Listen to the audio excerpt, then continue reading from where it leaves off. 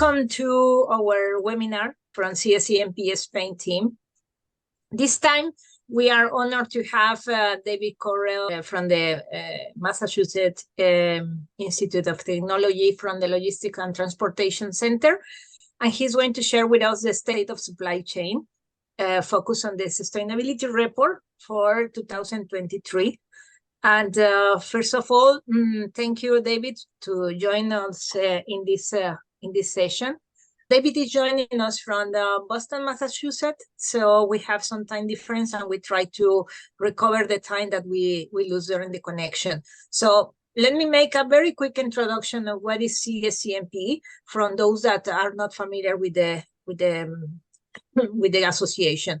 So CSCMP is a Council of Supply Chain Management Professionals, and it has more than 50 years providing updates, providing education and research to the professionals in supply chain activity. So there are different roundtables around the world, in America and here in Europe, Africa, and Asia. So for those that are connected from different parts of the world, you can access through the CSCMP organization through all of any of these available roundtables to keep updated in your career for any topic related to supply chain. So, what else in this? Well, in Spain, we have a board dedicated to run different events and different operation, education, and it's a roundtable formed from 10 people. All of us are professionals in the supply chain environment, and we are led by Hernan Vasquez, who is our current president. For the roundtable, all this team, we all are volunteers. So you are welcome to join as well, because this is an additional activity that we are performing before our professional activities. And it's a pleasure for us to bring this kind of information and updates to the supply chain community. So you are more than welcome to connect with all of us, and you can find us in cscmp.org website and also in other media. So what else the CSCMP can bring to the professionals in supply chain? Well, for those that are looking for a certification, we also have a certification which is called SC Pro with different levels, and it's easy to access for those that are professionals in the field, and also for those that are already have more than 4 years experience with all the information that we gather from the field. Is also important to know that you can access to this kind of certification with a more compact course to apply for this kind of certification. So there are different options to have SSC Pro certification, and these different levels are available for all of you. And all the detailed information on how is the process, how you can access to this kind of certification is also available in the CSCMP website. So what else CSCMP is doing? Well, it's working through memberships, and there are memberships, different memberships. There is the corporate membership for companies that are interested in having their supply professionals team to get updated and to continue evolving in the supply chain field formation, and also certification. So your companies can also access to this kind of membership in order to perform some activities and also to be part of some of the events that we are running in the different areas. So there are also publications. So you can access to different professional reports in the different fields for the supply chain.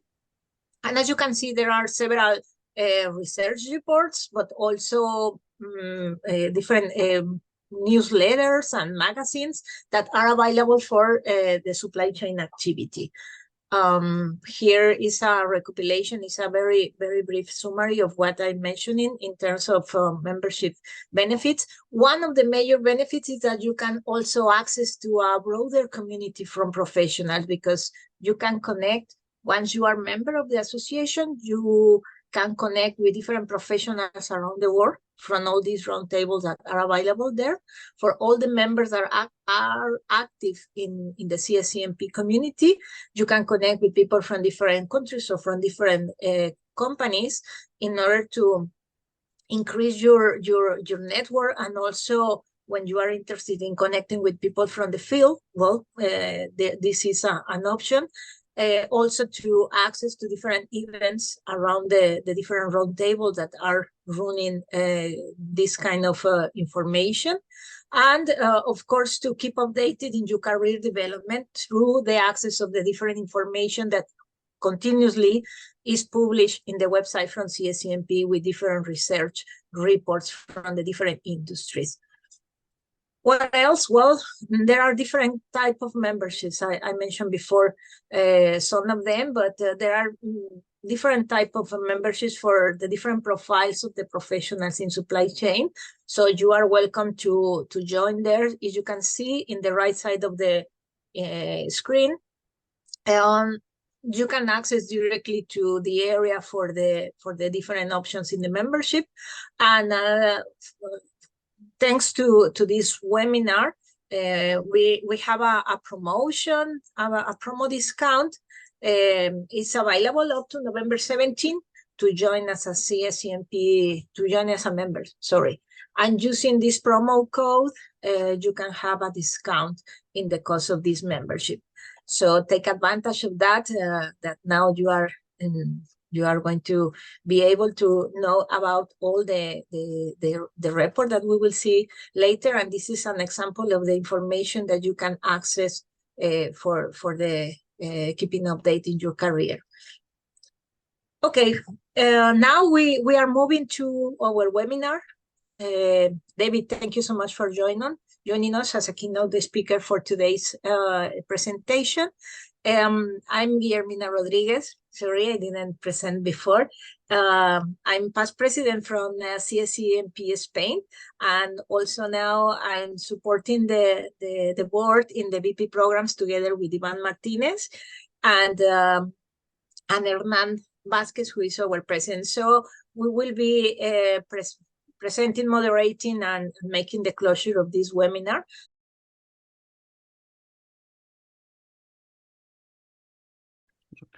As researchers, we don't always know the most relevant question to ask or the most practical question to ask. And as researchers, we don't have the industry experience that professional members of CSCMP do. So the first benefit that our sponsors here, this year, Avetta, C.H. Robinson, and Isometric Technologies bring, is that they help us understand the data in a way that practitioners can understand, and they bring real-world experience to our interpretation. And the second way that our sponsors really help us is that all of the work that the teams that I work with do, it takes about a year to make this report. We can give the report away for free to anyone who wants to read it.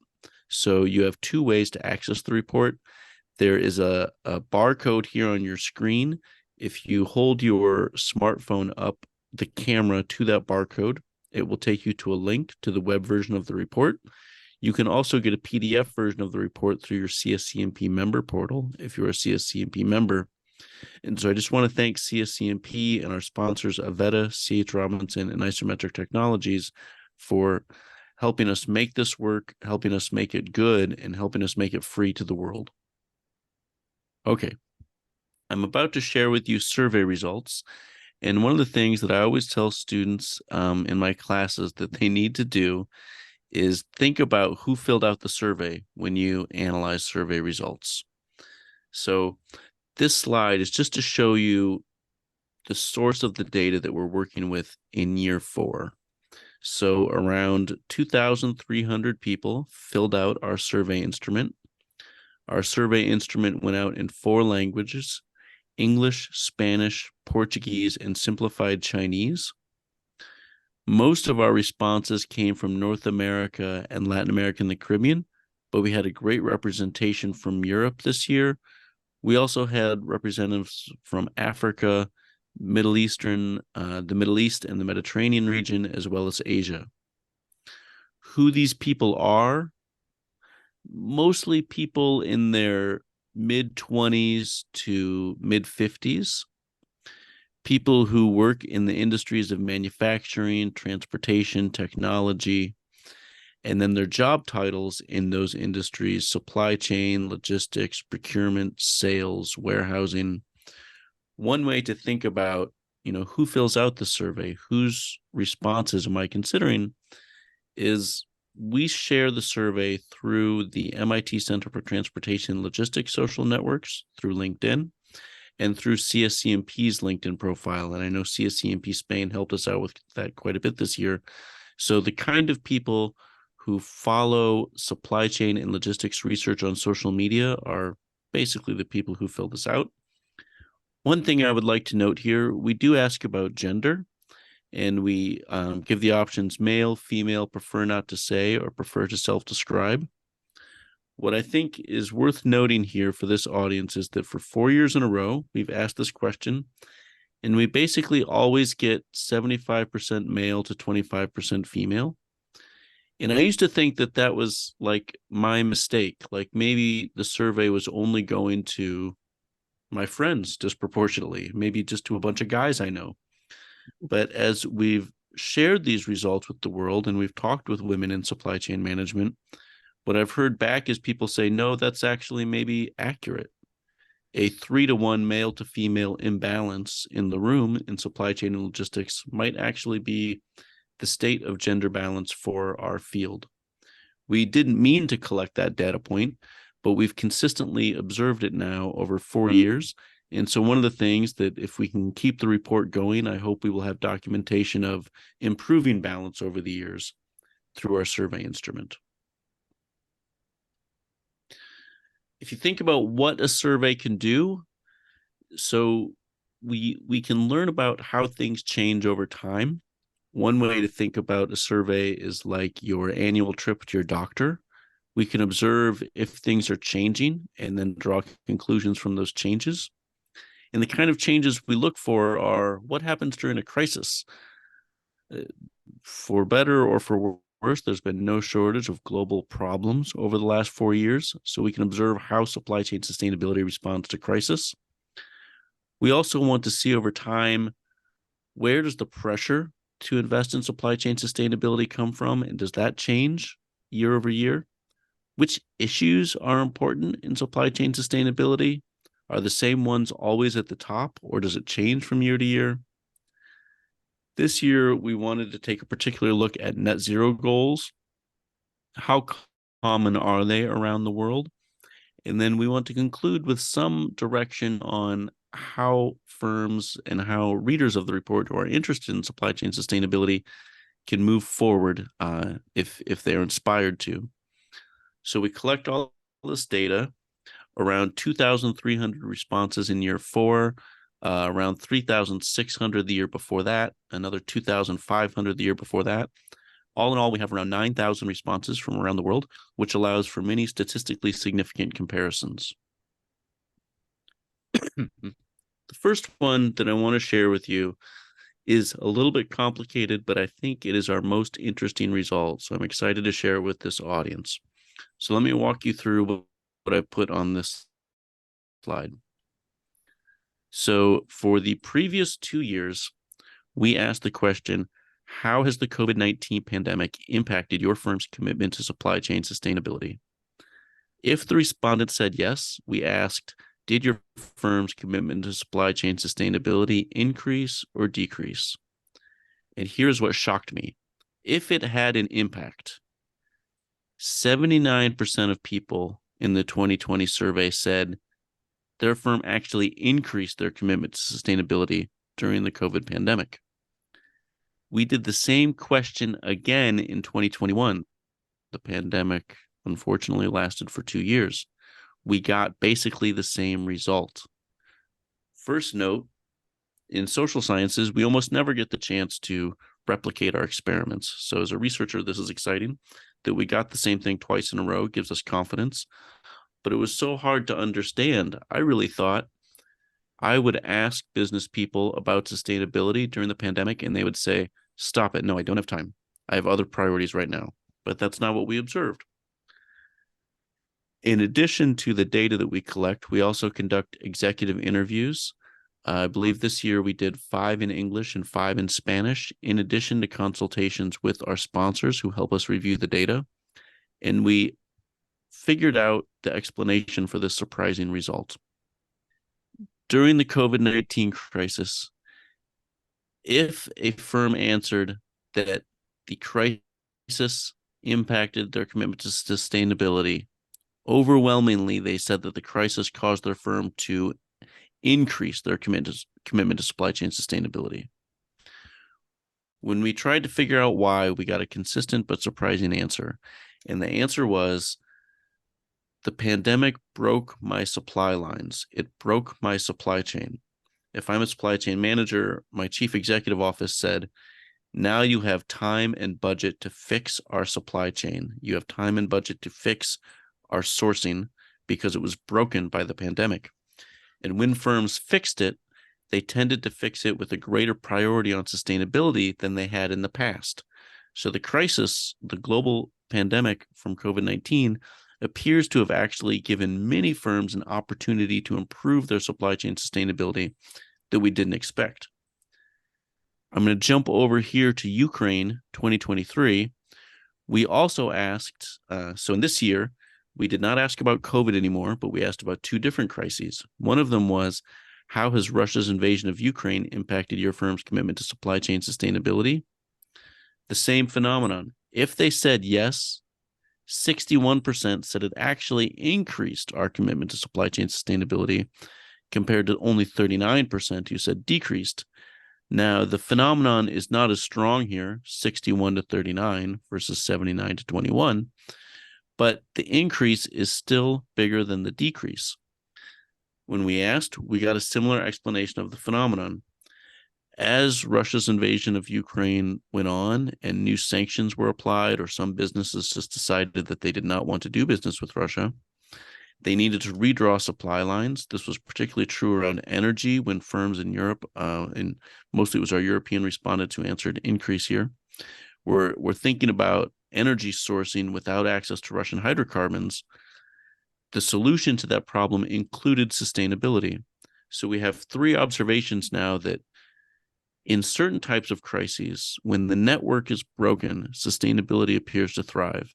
So if you're interested in sustainability, that's the good news. But I have to share with you the bad news, if you will, too. In this year, we asked, how have projections of economic recession impacted your firm's commitment to supply chain sustainability? And if they said that it has impacted their commitment, the majority said that it decreased.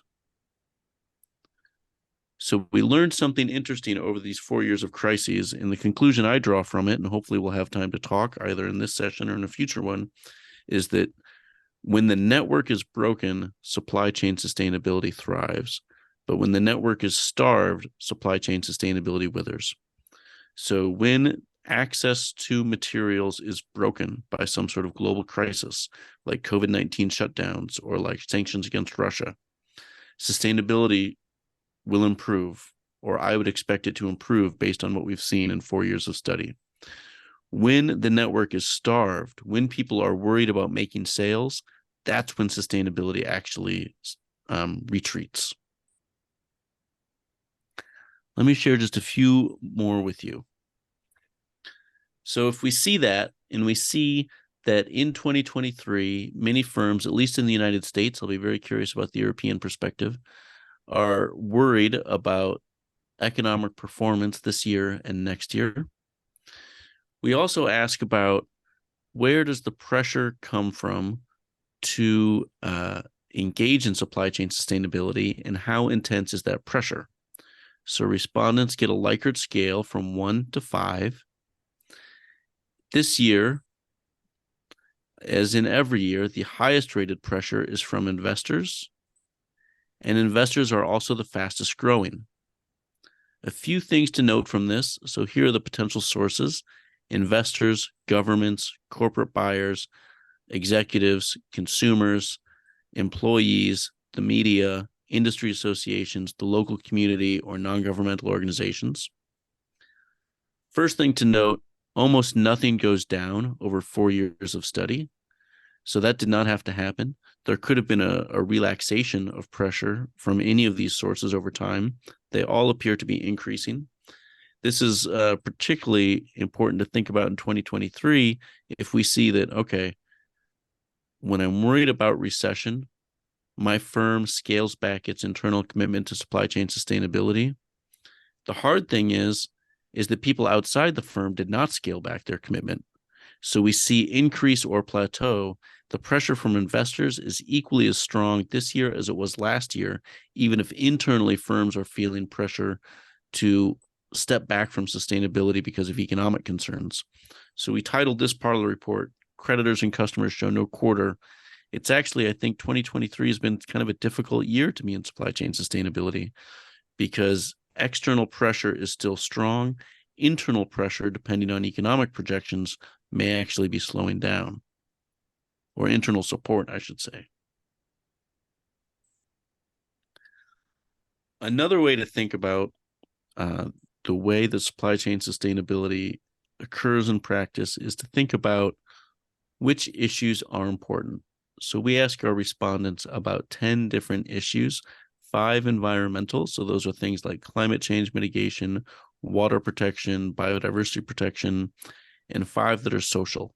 And those are things like fair pay and fair trade, diversity, equity, and inclusion, social components of supply chain sustainability.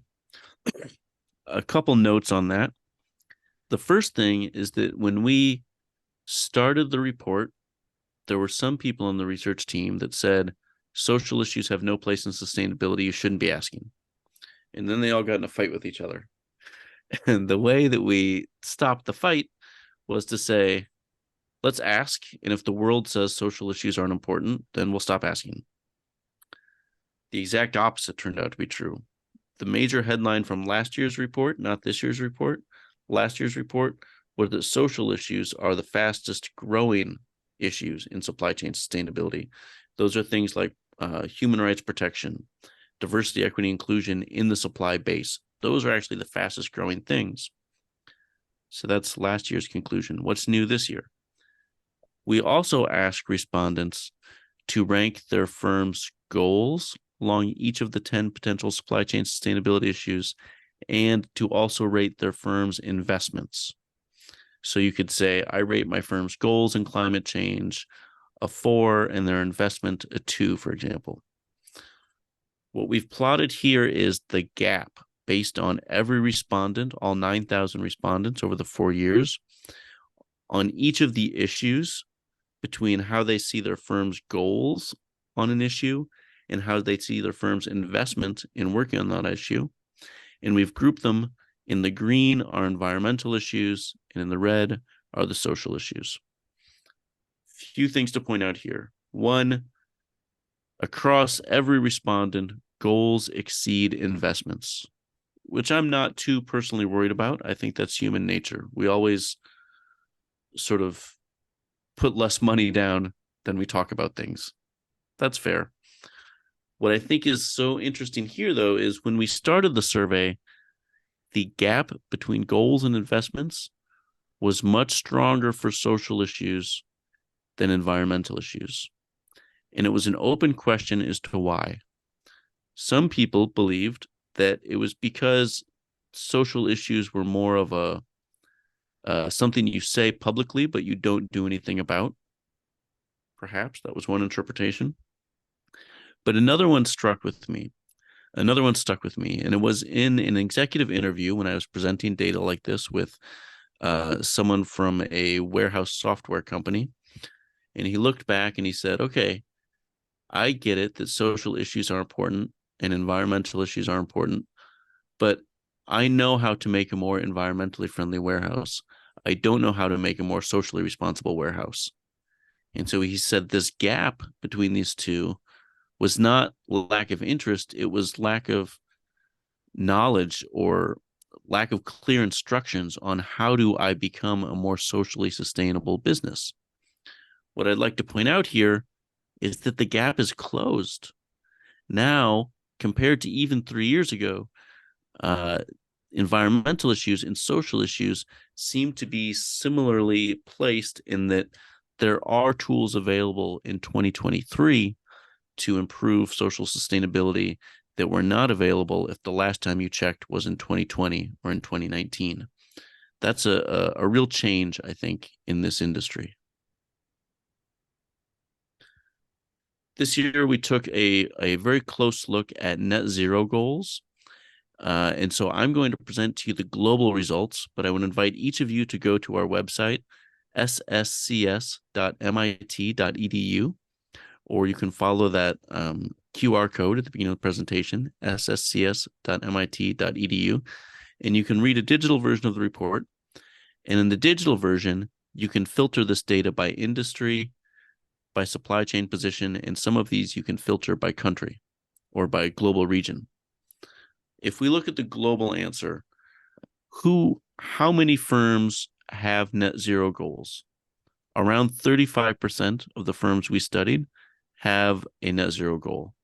That tracks as I've seen other surveys of this. But what we did that's a little different is we said, okay, if you have one, when is your goal? This is a cumulative presentation of the answers. So basically, everyone who has one, 100% of people have it by 2070. You can see here, over 90% have it by at least 2050. But what gives me concern is if I look at the 50% mark, half of the people who have net zero goals, and I trace it over, have them by about 2040. That's really not that far away. Now, if I look at those same respondents, and we ask them, does your firm have initiatives to reduce scope 1, scope 2, and scope 3? And you can see here in scope 1, 42% of respondents are already working on their scope 1 emissions. That's firms inside the firm. Another 13% said they'll have them within 2 years. That all looks pretty good. Scope 2 relating to energy still looks pretty good. But look at scope 3 relating to external emissions. 35% of the people who have goals have no plan to get to scope 3, and half of them plan to have eliminated emissions by 2040. We had another 12% that says, I think I'll start in 5 years. All of this is to say, I think we have to draw the perhaps concerning conclusion that the world is not ready to meet its own net zero goals, particularly in relation to scope 3 emissions. Another way we broke it down, and I want to highlight my excellent students who worked on this this year. This was particular work from Julia and Samara. Julia and Samara looked at the data and asked the question, what about by supply chain position? So upstream would be things like mining, manufacturing, agriculture. Midstream would be things like transportation and warehousing. Downstream would be things like retail. What we observe is that the lowest represented component of the supply chain in net zero goals is the midstream. Now, what's perhaps good news about this is that that's precisely where the deficit is in meeting net zero goals, because scope 3 is managed here. And the midstream does not yet seem to have taken up net zero goals with the same percentage that the upstream and the downstream players have. So I think there's a missing midstream right now is a lesson we can take from this, but hopefully that speaks to, and I know it does from socializing this, to the entrepreneurially minded among us to present solutions in that space. One other thing that I want to share with this group, we also broke the percentage of net zero adoption out by region of the world. And so here we have the United States, European Union, Asia, Latin America, and Caribbean. On the y-axis is the percentage of respondents from that part of the world that said their firm has net zero goals. So European Union, very strong adoption. I believe it was 55%, 56%. United States, close, around 40%. Asia under 40, Latin America and the Caribbean around 20. And these are confidence intervals around those estimates, the gray bars here. The x-axis of this tells a different story. This is the per capita gross domestic product according to the World Bank. So you can see here in the European Union, in the United States, we live in a far different economic world than respondents from Asia and from Latin America and the Caribbean. This gray line is the world per capita GDP, where Asia, Latin America, and the Caribbean line up more closely with the rest of the world experience compared to the European Union and the United States. First off, this visualization just really struck home to me economic realities around the world. But the other thing that I want to bring up is that the net zero goal is a tool, and likely a very good one, for addressing climate change, which is a global problem. So the problem I observe here is that we're only applying the tool in the smallest and richest parts of our planet, when the problem we're trying to solve itself is planetary.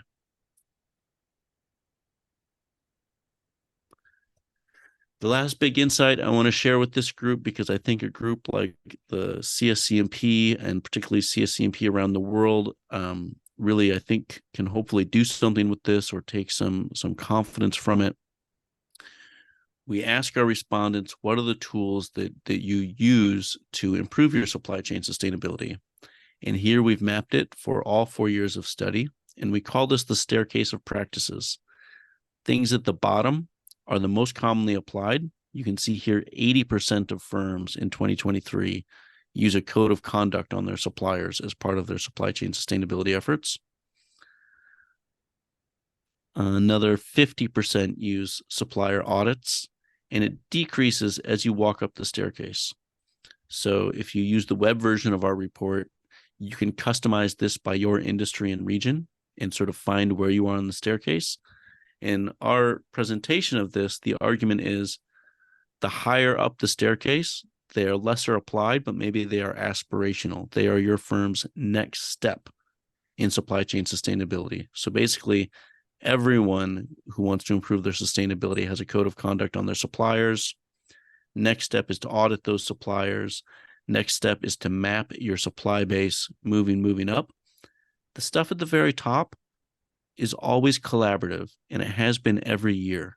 So the most aspirational things, I think, are the things where we're working across firm boundaries with partners to train our supply chain partners to share data to improve supply chain sustainability, and that the path to greater sustainability or towards the top is collaborative has been true in 4 consecutive years of study. So with that, thank you so much for your time. I really enjoyed doing this research, and I really appreciate the opportunity to share it with this audience. Thank you. Thank you, David. And I would like to give the word to Ivan Martinez. Ivan, do you have any questions from the audience in the chat, or? Yeah, we have some questions. Maybe David, we have, thank you very much. Yeah, I think we have time to have 1 or 2 questions, maybe. Okay, perfect. Mm-hmm. So let's go for it. David, thank you very much. It was a pleasure. I was attending your conference also in the 22, and it has also been very, very interesting. We don't have that much time for questions, but I have one that I think is interesting. What have you discovered in this report? Is there anything that has surprised you that you didn't expect? Yeah, I think the biggest thing is that discovery that supply chain sustainability thrives when supply networks are broken. I did not expect that to be the result. I thought when we asked people during the COVID pandemic about supply chain sustainability, they would say, I don't have time for you. Go away. I have other issues. But it turns out, no.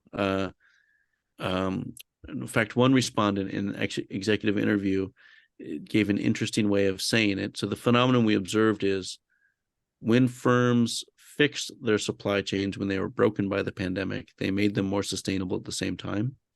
And one of the ways that was articulated to us in an executive interview was he was a military guy, and he said, the pandemic gave me air cover to do things I already knew I needed to do. And so by that, he meant that there was additional support to invest in alternative fuel vehicles, for example, because the company had already decided we're going to put resources towards a new fleet. So that really surprised me. Okay, and that was curious because actually I realized that on the contrary, with the Ukrainian war, let's see, the reaction was similar, but on the contrary, with the economic recession, it was all the opposite. No, so Yes. it's clear that maybe is what do you call it? Is the material against the sentimental or the feelings with that make us react in a different way. This was interesting insight. David, I made you that question a couple of years ago, but I'm again curious. Can you give us a couple of champions, worldwide champions in sustainability? Champions, you mean like sort of success stories or? Success stories, examples to follow, good practices to follow. Do you find a couple of key companies worldwide that really represent what should be for all the rest? Oh gosh.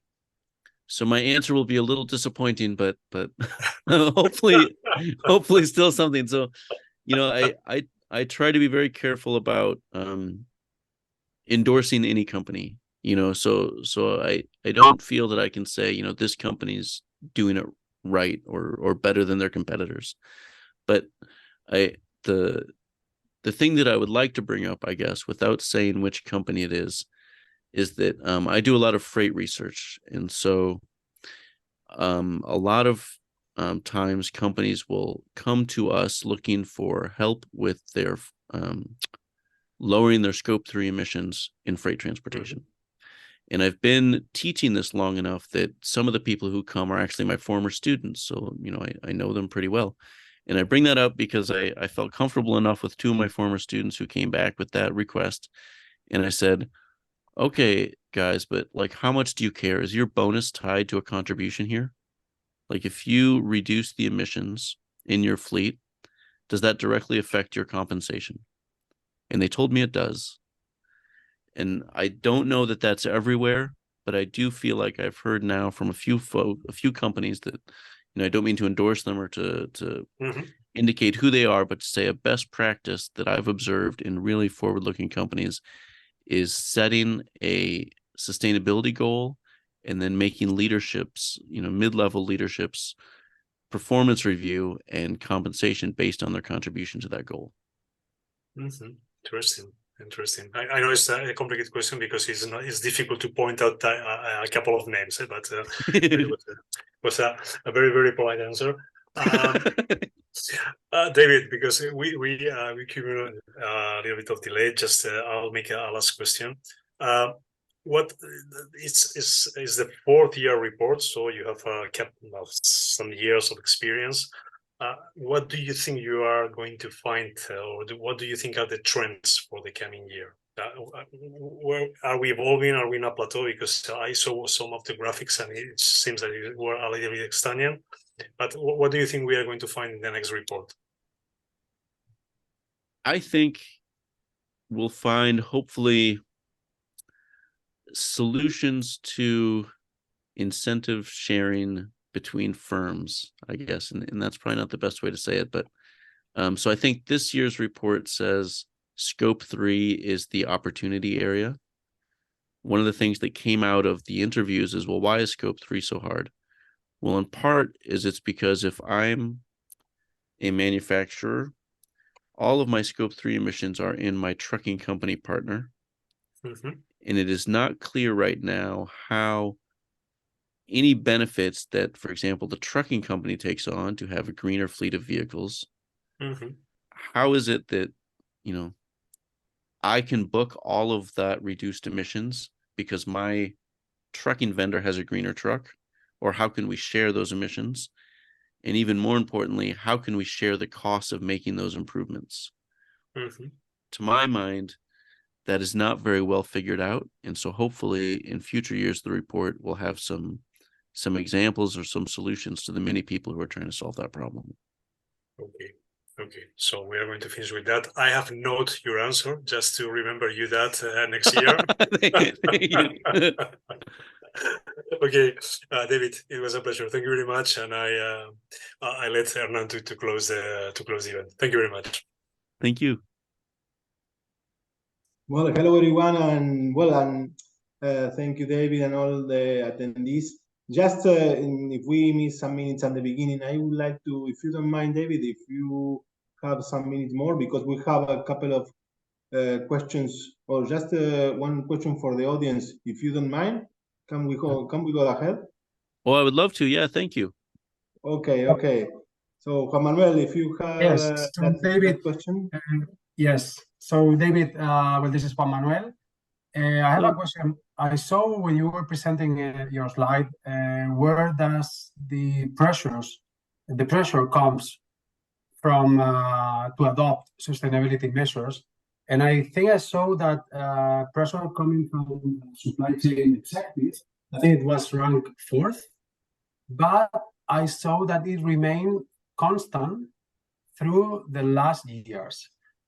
What do you, or how do you interpret this? Because it's like the supply chain executive, they always had a very high concern and put a lot of pressure on their organization, or because it is not moving up, that concern. How do you interpret that? That's an excellent observation. Thank you so much, Gash. So this is it's the first time I've been asked that question, so I bet I'll come up with my best answer 12 hours from now when we're not talking. But we have time to discuss later.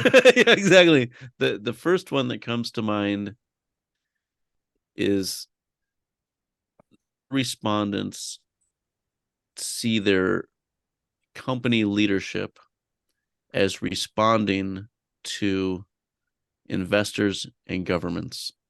So I think the reason that my hypothesis, but I'd have to think more and see if, we could even work together to see if we can analyze the data in this way. My hypothesis would be respondents think that executives are just responding to pressure they get from investors or trying to prepare their firm for coming regulation. So the executives themselves haven't changed their interest. They are more just trying to steer the company to meet the expectations of the government and the investors that are the real source of increasing pressure. That would be my guess. That's one hypothesis. Yeah. Okay, thank you very much, David. Oh, great question. Thank you. Thank you.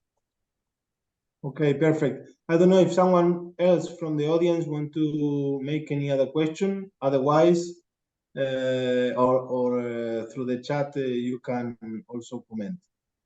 I think we don't have more questions and we can proceed to the closure now. Yes, sure. But okay, let's go to the next slide.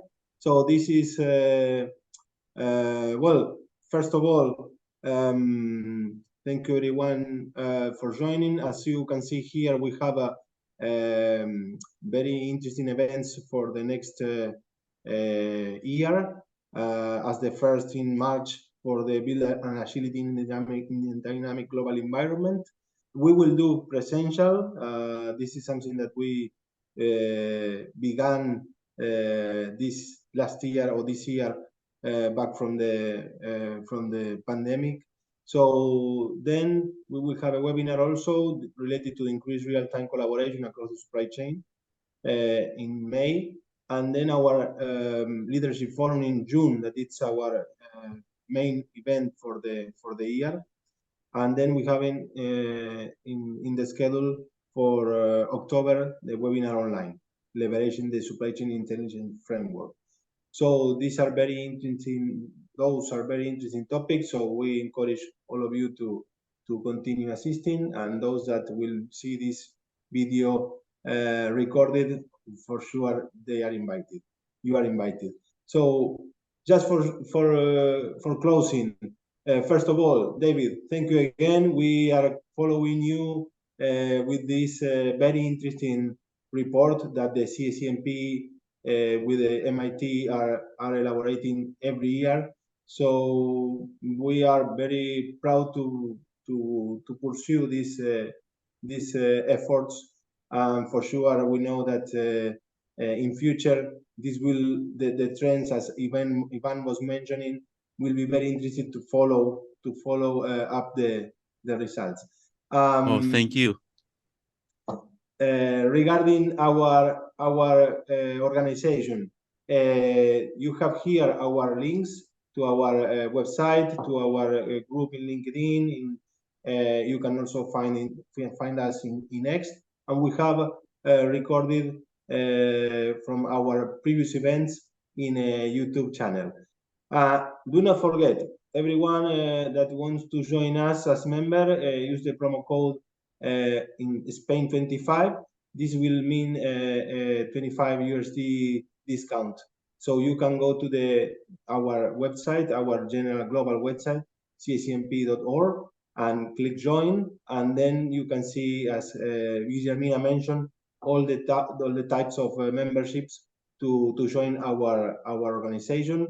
And also, let me invite you to collaborate as volunteers, as we are doing in Spain or in a lot of countries around the world for this organization, CSCMP, and our profession as supply chain professionals. So thank you again for this, for sharing this presentation, David. And well, we invite you to continue following us in our social networks and in every new event. Thank you very much. Thank you. Thank you to all. Have a good day. Thank you to all. Thanks. Bye-bye. Bye to all. Thank you, Ivan. Thank you, David. Thank you, Guillermina, and all the team of CSCMP Spain, and all the attendees. Thank you.